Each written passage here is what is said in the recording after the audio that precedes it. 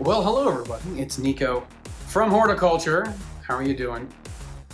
I'm finally back after all of the shenanigans and things, and had some chance to rest and sleep a little bit, finally. And thought we would finally come back and answer your questions about the Solar Fake Tour. I know we put up a little post on Facebook and Instagram a little while ago, and so let's get into the questiones. But first, I thought I would at least give a few of my own thoughts before we get into answering your questions. And yeah, I guess overall I want to say, what an amazing experience. A super fucking cool thing. This is something that I have wanted to do since I was about 5 years old. I've been playing music since about that age. And I always wanted to be able to be a musician and make music and sing and perform and go on tour and all this stuff. And even though I'd played in many bands with Eric too, I've never been able to make it happen until just recently. Fulfilling a dream for me. So yeah, what an amazing experience. Exhausting, fucking tiring as fuck. In fact, I was joking that after our Denver show, which is the last show on the tour, if someone would have asked me if I would have wanted to go on tour right then and there, it's like, hey, tomorrow we're going on tour, you want to go? I would have been like, fuck no, I need sleep. Are you kidding me? But you know, a few days later, if someone would ask me and say, hey, we have a tour coming up in a couple of weeks, what would I say? I'd be like, fuck yes, absolutely. I'm ready to go back out. I'm ready to do it again. But I think the number one thing I will say that I take with me, as much as I love performing, that's the main reason that you go on a tour, right? You have a band, you're performing your songs. But the number one reason that I really enjoyed this tour was the people, was the relationships. Everybody on the tour, Cami and Fernando, of course, all the guys in Matte Black. We spent a lot of good times joking around with them, and love those guys. And of course, Jeans and Sven from Solar Fake. What genuinely awesome human beings they are. Really, really enjoyed spending time with them and talking with them, and just good people. So that's my overall. Let's get into some questions. So I think this is a pretty fitting first question. This is from Facebook, from Daniel V. And he asks, how did you end up on tour with Solar Fake? That's a pretty fitting question to start everything off. Well, let me tell you. We got very, very lucky, and we had basically a series of wonderful little dominoes fall in our favor. That's how I feel about it. Cami, who is Solar Fake's US tour manager, she happened to move to Denver from Texas, and she had heard some of our stuff from some of the DJs she became friends with, which is cool. And so she thought we were, you know, hopefully somewhat decent. It just so happened that she was booking this tour at the time. This was, you know, last year, so 2021 at this time was when this was happening. She was booking the 2022 tour for them, and she was looking for some US acts to open up for that. She had already found Matte Black, but they needed a spot to fill for the beginning of the tour. And as I said, she found out about us. She came to one of our shows, and I guess thought we were okay enough to potentially be in the running to do that. And then she had sent us to Sven. So he saw some of our stuff and he gave us the okay. Yeah, we're just really thankful, really extremely thankful. So again, thank you to Cami for finding us and vetting us and sending us to Sven. And thank you so much to Sven for listening and again, thinking we're decent enough to be able to support you. It was a dream come true, absolutely, to do this. Also from Facebook, Emma Clark asks, was it as you expected a tour to be? I think yes. I know that's a less interesting answer because I had been prepped by a lot of friends of mine who are in bands and have done tours to expect certain things and to know that it is a lot of hard work. It's not what everyone thinks it is, you know, it's a bunch of partying and all that kind of stuff. It really is a lot of hard work. This is the equivalent of doing a hard job.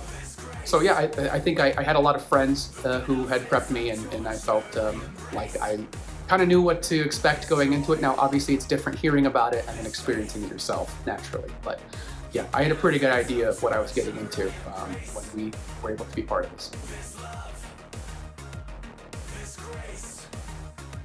Going over to Instagram, we have Gabbytron. Hello, Gabby. Best worst meal, she asks. Let's see. I don't think there was necessarily a horrible meal. There was nothing that was like disgusting. We had to do a lot of gas station stops because we were trying to be very efficient with our time. So generally we're gonna refill gas, we're gonna go to the bathroom, and if there's like sandwiches or anything like that in the gas station, that's what you got for lunch. Just trying to save time. And you know, some of those were kind of disappointing, or sometimes I don't have those, so you just get like a, you know, I don't know, protein bar, like a Cliff Bar or something like that, Kind Bar. And it's fine, it's fine. You got used to that kind of thing pretty quickly. Best meal though, there are best meals. For me, number one is the poutine in Quebec. La Banquise. I got recommended to go to this specific place, so we made sure to look it up, and on our way to the venue we stopped. And dear God, was that delicious. I would have that like multiple times per week. I wish they had one by my house because I would eat it all the time and I'd probably go broke. Second best meal, probably going to be New Orleans, and I had the jambalaya. Oh, of course, also in New Orleans we had the amazing beignets and the chicory coffee. That was really good too. I would have liked to have had more time to explore and eat a lot more food there, but I was just glad to have any time off that we possibly could. Also from Instagram, this Goonie never says die. Nice name.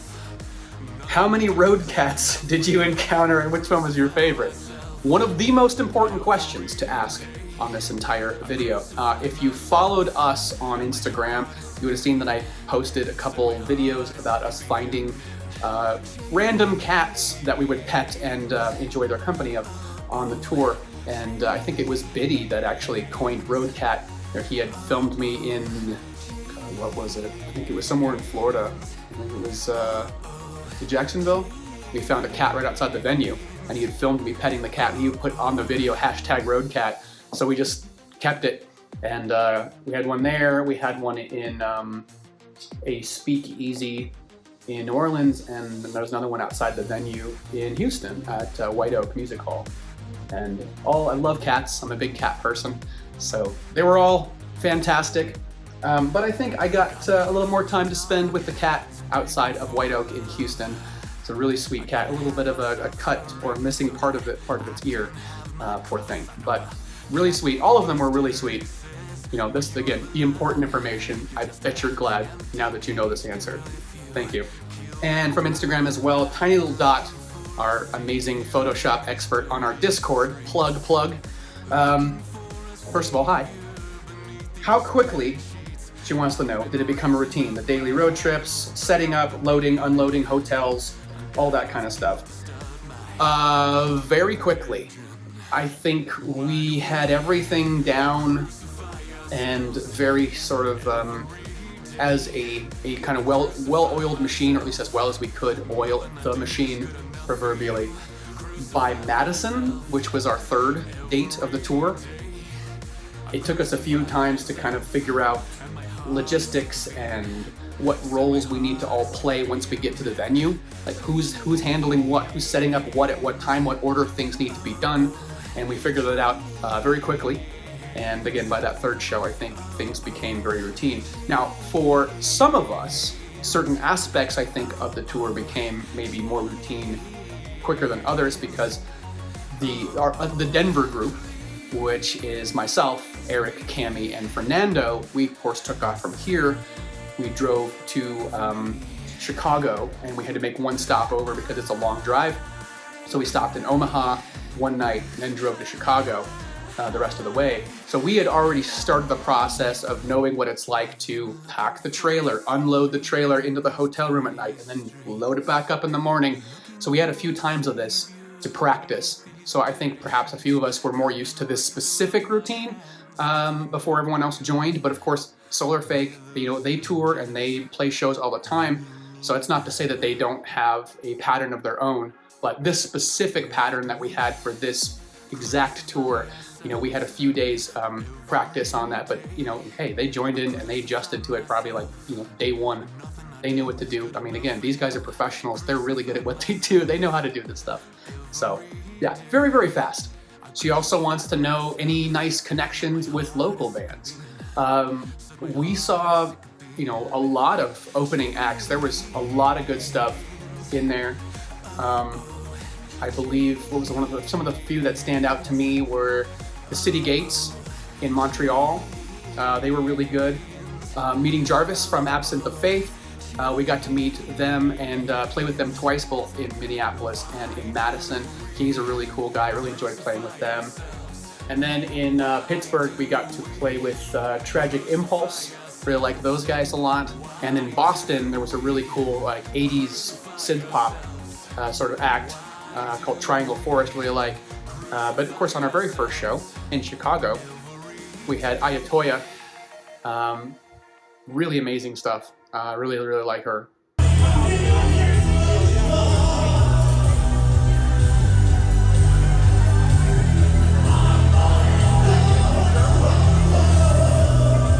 That's just a few I'm calling out of memory. There were so many good bands.